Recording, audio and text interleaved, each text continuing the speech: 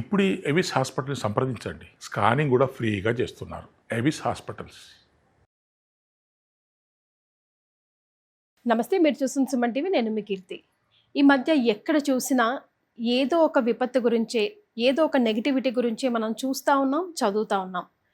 ప్రపంచవ్యాప్తంగా యుద్ధ వాతావరణం, అలాగే ఫైర్ యాక్సిడెంట్స్ కావచ్చు, పేలడం కావచ్చు, లేదా బాంబ్ బ్లాస్టులు కావచ్చు, లేదా భూకంపాలు కావచ్చు, రకరకాల విపత్తులు అనేవి వస్తూ ఉన్నాయి. ముందుగానే శ్రీ నందిబట్ల గారు మనకి చెప్పి ఉన్నారు, ఈ డేట్స్ నుంచి ఈ డేట్స్ వరకు చాలా జాగ్రత్తగా ఉండాలి అని. అసలు ఎప్పటి వరకు ఈ జాగ్రత్తలు పాటించాలి? మన దాకా ఇది రాకూడదంటే మనం ప్రతి ఒక్కరం కూడా ఏదైనా పాటించవలసిన రెమెడీ ఏదైనా ఉందా? అసలు ఏం జరుగుతుంది, ఎందుకు ఇలా జరుగుతుంది? ఈ విషయాలన్నీ కులంకుషంగా మనతో చర్చించడానికి ప్రముఖ ఆస్ట్రాలజర్ బ్రహ్మశ్రీ నందిబట్ల శ్రీహరి శర్మ గురువు గారు ఉన్నారు. నమస్తే గురుగారు. వాగర్థావివ సంపృక్తౌ వాగర్థ ప్రతిపత్తయే జగతః పితరౌ వందే పార్వతీ పరమేశ్వరౌ. ఆదిత్యాయ చ సోమాయ మంగళాయ బుధాయ చ గురుశుక్ర శనిభ్యశ్చ రాహవే కేతవే నమః. శృంగేరి జగద్గురు పీఠాధిపతులకి, కంచిపీఠాధిపతులకి నమస్కారములు తెలియజేసుకుంటూ కార్యక్రమాన్ని ప్రారంభిద్దాం. గురుగారు, రాశి ఫలాలు చెప్పే టైంలో కానివ్వండి, లేదంటే మనం ఇలా ఇండివిజువల్గా వీడియో చేసినప్పుడు కూడా మీరు చాలా గంటపదంగా రాసి మరి బల్ల గుద్ది మరీ చెప్పారు. ఈ డేట్ నుంచి ఈ డేట్స్ వరకు ప్రపంచవ్యాప్తంగా కూడా బాలేదు, ఏదో రకంగా ఏదో ఒక రకమైన ఇబ్బందులు ఎదుర్కొంటుంటాం. ఈ మధ్య కాలంలో అసలు కూతురు తల్లిని చంపడం, తల్లి కూతుర్ని చంపడం, భార్య భర్తను చంపడం, భర్త భార్యను చంపడం, ఏదో ఒక రకమైన మేజర్ డిస్కలామిటీస్ అయితే తప్పకుండా చూస్తున్నాం గురుగారు. అవి న్యాచురల్గా కూడా మనం చూస్తూ ఉన్నాం. మరి ఎప్పటి వరకు ఈ ఇబ్బంది, ఎప్పుడు బయటపడతాము, బయటపడే అవకాశాలు ఉన్నాయా లేదా? అసలు ఇంట్లో నుంచి బయటికి వెళ్ళిన వాళ్ళు ఎప్పుడు తిరిగి వస్తారు, ఎలా తిరిగి వస్తారో కూడా మనకు అర్థం కాని పరిస్థితుల్లో మనం ఉన్నాం గురుగారు. హెల్త్ పరంగా ఎఫెక్ట్ అవుతున్నాము, వెల్త్ పరంగా ఎఫెక్ట్ అవుతున్నాము, ఎన్విరాన్మెంట్ పరంగా కూడా ఆఖరికి ఎఫెక్ట్ అవుతున్నాము. ఏది కూడా నిజంగా కూడా అసలు బ్లడ్ క్లాట్స్ అనేవి, హార్ట్ అటాక్స్ అనేవి, క్యాన్సర్స్ అనేవి, అసలు వీళ్ళు బాగుంటారు, అసలు వీళ్ళకి ఏమి అవ్వదు అనుకున్న వాళ్ళు కూడా ఏదో ఒక రకమైన ఆరోగ్య సమస్యలతో ఇబ్బంది పడుతూ ఉన్నారు. వీటన్నిటికీ ఎలా సమాధానం, మనల్ని మనం ఎలా సాంతనపరచుకోవడం? మనము గతంలో గనక వెళ్ళినట్లయితే రాశి ఫలాలు, విశ్వావసునామ సంవత్సరం రాశి ఫలాలు చెప్పే రోజు నుంచి కూడా మనం చెప్తూనే ఉన్నాం. షడ్గ్రహ కూటమి 29 మార్చిన జరిగింది. అప్పుడు కూడా చెప్పడం జరిగింది సుస్పష్టముగా. జూలై 24వ తారీఖు వరకు సమస్యల వలయంలో ప్రపంచవ్యాప్తంగా ఉంటుంది. అసలు మరీ ముఖ్యంగా చెప్పాలంటేనమ్మా, ఫాల్గుణ మాసంలో మార్చి 14 చంద్రగ్రహణం, 29వ తారీఖు రోజున సూర్యగ్రహణం. ఒకే నెలలో, అంటే ఇంగ్లీష్ క్యాలెండర్ కాదు, జనవరి ఫిబ్రవరి మార్చి ఏప్రిల్ కాదు, తెలుగు మాసాలు, సంస్కృత మాసాల్లో ఫాల్గుణ మాసంలో, అంటే ఫాల్గుణమనే కాదు, ఏదైనా ఒక తెలుగు మాసములో ఒకే నెలలో 2 గ్రహణాలు గనక వచ్చినట్లయితే ప్రపంచవ్యాప్తముగా భవిష్యత్తులో ఒక 3 నుంచి 5 నెలల వరకు కూడా ఖచ్చితంగా ప్రపంచవ్యాప్తముగా చాలా మారణ హోమాలు, ఎక్కువగా జన నష్టము, ఆస్తి నష్టము అనేటువంటిది జరుగుతుంది. ప్రకృతి విపత్తులు కలుగుతాయని చెప్పాం. చాలామంది నవ్వారు కూడా కామెంట్స్ రూపంలో, ఈయనకేం తెలుసు బాపనాయనకి అట్లా. అంటే ఇక్కడ మనకు గొప్ప అని కాదమ్మా, అన్ని కామెంట్స్లో కొంతమంది అమెరికాలో జరుగుతున్న గ్రహణాలు కదా, మన భారతదేశానికి ఏముంటుందిలే అని చెప్పడం జరిగింది. అనేక కామెంట్స్ రూపంలో అపహాస్యం చేశారు మనం చెప్పిన విషయాన్ని. అది వాళ్ళ విజ్ఞతకే వదిలేద్దాం. ఎందుకంటే తల్లిదండ్రుల పెంపకంలో పెరిగితే అట్లా భారమైన కామెంట్స్ చెయ్యరు. పుట్టిన తర్వాత తల్లిదండ్రుల చేత వదిలిపోయబడ్డ వాళ్ళు మాత్రమే ఇలాంటి కామెంట్స్ చేసుకుంటుంటారేమో. సంస్కారం ఉన్న వాళ్ళు ఎవరు చేయరు. కానీ ఆ రోజు చెప్పిన మాట నిజమైంది కదా. మన భారతదేశానికి ఏ విముక్తి రాదన్నారు, మరి బోయింగ్ విమానంలో మన వాళ్ళే 272 మంది చనిపోయారు. మొన్నటికి మొన్న పటాన్ చెరువు దగ్గర, పాషమైలారం దగ్గర చెప్పడం మొట్టమొదటిలో 8 మంది చనిపోయినారు. తర్వాత తీరా కట్ చేస్తే 3 రోజుల తర్వాత 53 మంది చనిపోయారు అన్నారు. అంటే అది వార్తల్లో. అంటే ఇంత రకంగా సామూహికంగా, పోనీ ప్రపంచవ్యాప్తంగా మనకొక్కరికే ఉంది, మిగతా వాళ్ళకి ఏం లేదా అంటే, అప్పటి వరకు అసలు యుద్ధం గురించి ఆలోచన, ఆ యుద్ధం చేసి ఆపేశారనుకున్న ఉక్రెయిన్ రష్యా మళ్ళీ మొదలుపెట్టింది. ఇజ్రాయెల్ గాజా ఇరాన్ అకస్మాత్తుగా యుద్ధాలు ప్రారంభం చేశాయి. మన భారతదేశంలో కూడా పాకిస్తాన్ భారతదేశం యుద్ధం, సర్జికల్ స్ట్రైక్స్, పుల్హామా దాడి, 26 మంది చనిపోవడం. ప్రపంచవ్యాప్తంగా ఏ దేశం ప్రశాంతంగా ఉంది? ఏదిలే, జపాన్. ఇప్పుడు మొన్నటికి మొన్న జపాన్లో భూకంపాలు వస్తాయి జాగ్రత్తగా, ప్రకృతి విపత్తులు అన్నాం. ఇండోనేషియాలో వచ్చిందా? మొన్నటికి మొన్న జపాన్లో ఏదో బాబా వంగ గారు చెప్పినట్టుగా మొత్తం ఆ రోజుకి 190 సార్లు అన్నారు. అమెరికాలో మార్చి 14 తర్వాత ఎంతమంది అగ్నికీలల్లో చనిపోయారు, ఎంతమంది టోర్నడోల్లో చనిపోయారు. ఇప్పటికిప్పుడు టెక్సాస్ నగరం పూర్తిగా నీళ్లతో కప్పబడింది, వరదలతో. ఎంతమంది? అధికారికంగా 100 మంది అన్నారు. చైనాలో ఎంత వరద బీభత్సాలు వచ్చాయి. ఇప్పుడు చైనా తైవాన్ యుద్ధం జరగబోతుంది. ఇప్పుడు యుద్ధ సన్నాహాలు ఉన్నాయి. మన ఫారిన్ మినిస్టర్ జయశంకర్ గారు అక్కడే ఉన్నారు, చైనాలో సమావేశాల్లో ఉన్నారు. తెలియజేస్తున్నారు తైవాన్ యుద్ధం అనేటువంటిది, తైవాన్ని ఆక్రమించుకోవాలని చైనా చూస్తుంది. యుద్ధం రావచ్చు. ఎక్కడ ఏ ప్రపంచవ్యాప్తంగా అనేకంగా మత కల్లోహాలు, ఉన్మాద చర్యలు, తీవ్రవాద చర్యల వల్ల చాలామంది జన నష్టం జరుగుతుంది, ఆస్తి నష్టం జరుగుతుందని చెప్పాం. కేవలం ఇదేనా? ఎన్ని మోసాలు జరుగుతున్నాయి ఈ రోజుల్లో. ఎన్నడూ కని విని ఎరుగని రీతిల్లో ప్రియుడి మోజులో పడి భర్తను చంపుకున్న వాళ్ళు భార్యను ఎంతమంది లేరు? ప్రియురాలు మోజులో ఉండి భార్యను చంపుకున్న వాళ్ళు ఎంతమంది లేరు?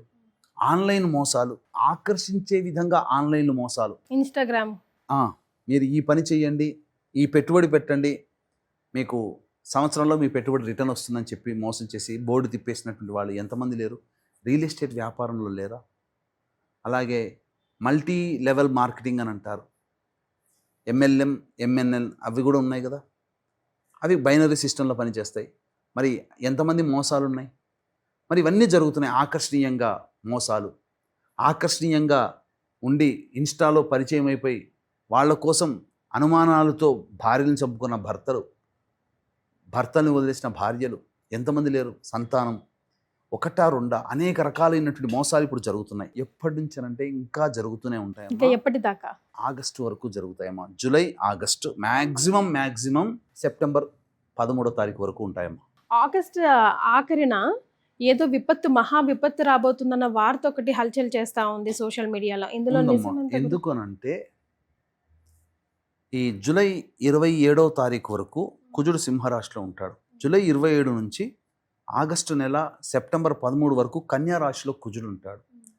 అక్కడనేమో 90 డిగ్రీస్లో మీన రాశిలో శని ఉన్నాడు. శని కుజులు పరస్పర వీక్షణ చేసుకుంటున్నారు. దీనివల్ల ఏమైపోతుందనంటే యుద్ధ వాతావరణం మేల్కొంటుంది. మళ్ళీ తప్పదు. జూలై, ఆగస్టు వరకు మనం ఇటువంటి ప్రకృతి విపత్తుల్ని చవి చూడక తప్పదు. మనం ఇక్కడ ఏదో భయపెడుతున్నానని కాదమ్మా, ఎన్నడూ ఎప్పుడు చెడు గురించేనా అని అనుకోవచ్చు కాక, హెచ్చరించడంలో చెడు ఉంటుంది కదా.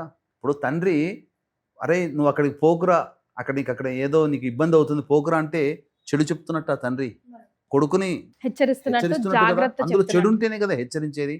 మంచి ఉంటే హెచ్చరిస్తారా? మరి ఇప్పుడు ప్రశ్న వేసుకునేటప్పుడు వీక్షించే ప్రేక్షకుల్లో వాళ్ళే ప్రశ్న వేసుకోండి. వాళ్ళ పిల్లల్ని హెచ్చరిస్తున్నారు అని అంటే దాని అర్థం మంచిలో హెచ్చరిస్తారా? ఎవరైనా చెడులోనే హెచ్చరిస్తారు.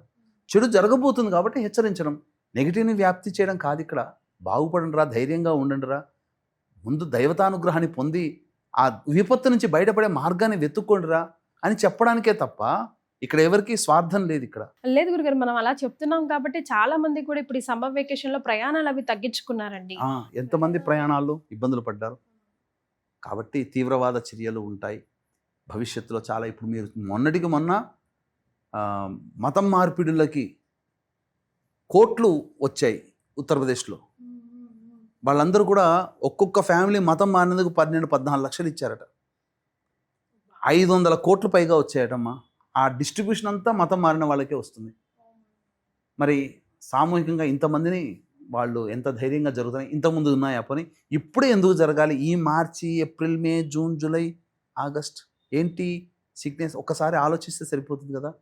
మహాభారతంలో కూడా జరిగినది కూడా ఇదేనమ్మా. ఒకే నెలలో 2 గ్రహణాలు వచ్చాయి.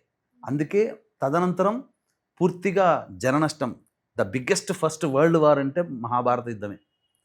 1940లో 1927లో జరిగినవి కావు అవి.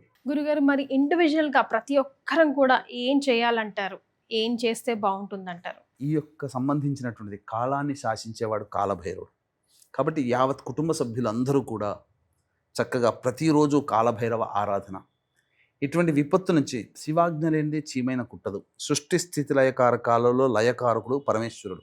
లయం అంటే కలుపుకోవడం, అంటే భూ విపత్తులు జరిగినంటే భూమిలో తనలో కలుపుకుని ఉంటుంది.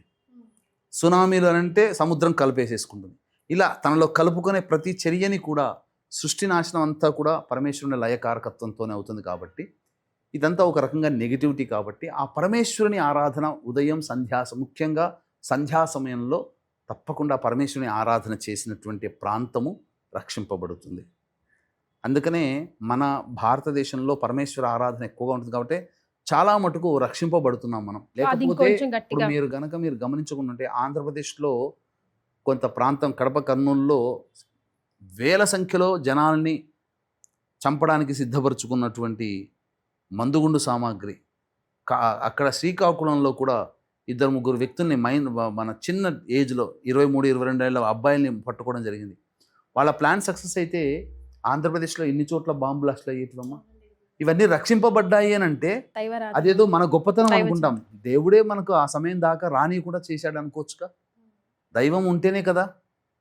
కాబట్టి ప్రతి చోట దైవం ఉంది, ప్రతి ప్రాంతంలో దైవం ఉంది. విశేషంగా మనల్ని ఇంకా మనకు భగవంతుడు రక్షిస్తున్నాడు, ఆ రక్షింపాలనే కోరుకోవాలి. ప్రతి ప్రాంతంలో కూడా రక్షింపబడాలనే కోరుకోవాలి. ఎందుకంటే ఇది తెలిసి వచ్చేటువంటి కాదమ్మా, తెలియకుండా జరిగే మోసాలు ఇవన్నీ విపత్తులు. తెలిసి జరిగే విపత్తు నుంచి మానవుడు రక్షించుకోవడానికి ప్రయత్నం చేస్తాడు. మాలాంటి వాళ్ళు చెప్పేది అదే, భవిష్యత్తులో ఇలా జరుగుతుందిరా అని చెప్పి. తెలియకుండా మనకు జరిగినప్పుడు ఆ విపత్తు దైవతానుగ్రహం వలన తప్పించుకోగలుగుతాం. తెలిసి జరిగే విపత్తు నుంచి మానవుడు రక్షించుకోగలుగుతాడు. ఇప్పుడు ఎండాకాలంలో బాగా ఎండలో తిరిగితే జ్వరం వస్తుందని మానవుడికి తెలుసు, డిహైడ్రేషన్ అయిపోతాం తెలుసు. కాబట్టి రక్షించుకోగలుగుతాం, మనం ప్రికాషన్స్ తీసుకోగలుగుతాం. తెలియకుండా అకస్మాత్తుగా వచ్చే ప్రమాదం నుంచి రక్షించాలంటే పరమేశ్వరుడే, దైవమే.